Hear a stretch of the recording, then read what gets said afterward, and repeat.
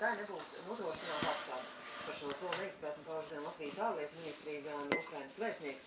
Tikmēr izstādes rīkotājs Sergejs Meļņikovs, kuram kā Panorāma jau vēstīja ir visai ekstrēmi uzskati draudi, viņš sabojātās bildes izstādīs citās Eiropas pilsētās ar piebildi šādi pret mākslu izturas Rīgā. Tematu turpina Kārlis Roķis. Pēc aizvadītajā nedēļā vairāk kārt piedzīvotajiem vandālismu aktiem šodien Rīgas domē tika lemts par izstādes Maidana cilvēku tālāko likteni. Stundu garajā apspriedēs secinājums bija viens. Publisko pasākumu likuma 16. panta 3. daļa nosaka, ka pasākumu organizātori pienākumos organizēt drošības pasākumus, tāpēc arī pretterorismu pasākums. Jo mēs šeit runājam ne tik daudz arī par materiālo vērtību saglabāšanu, kā arī pasākumu apmeklētāju drošību. Un, ja to tomēr organizatori nesaprot, tad, diemžēl, bet šis pasākums de facto jau ir pārkriets, un mēs šobrīd tikai nofiksēsim šo de facto situāciju. Izstādes rīkotājs Sergejs Meļņikovs pret šādu lēmumu noskaņots karavīgi. Нет, это не мне надо предоставлять охрану. Ziniet, nevis man vajag nodrošināt izstādes apstākļus, bet pilsētas vadībā ir jādomā, kāpēc par pilsētu skraida fašistisku hunveibinu grupas, vienalga kādā valodā tās runā.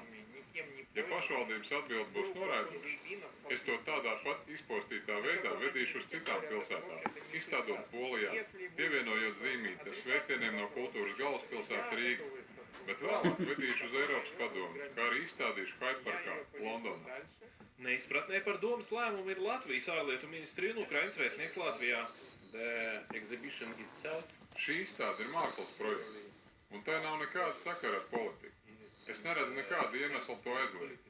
Protams, vēstniecība nav tās rīkotāja, bet mēs atbalstam tās idejas. Prezentē šos foto Latvijas sabiedrībai, un mēs nosodam vandāļu uzbrukumus.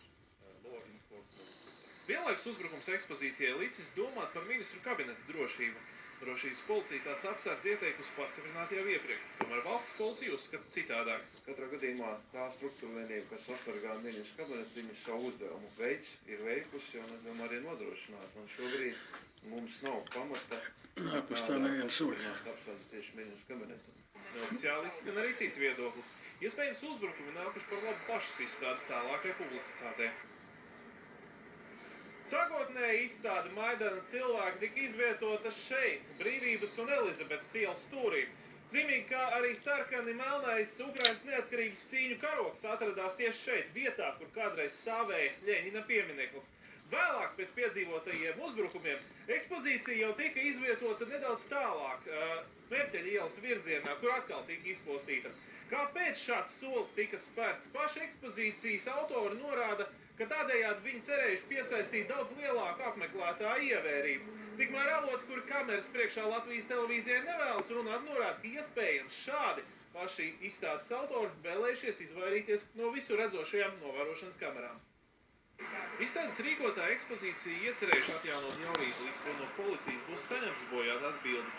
Ja tā tiks atjaunota bez saskaņojuma, to varēs traktēt kā pārkāpumu. Kārlis Roķis, Māris Jurgensons, Latvijas televīzija.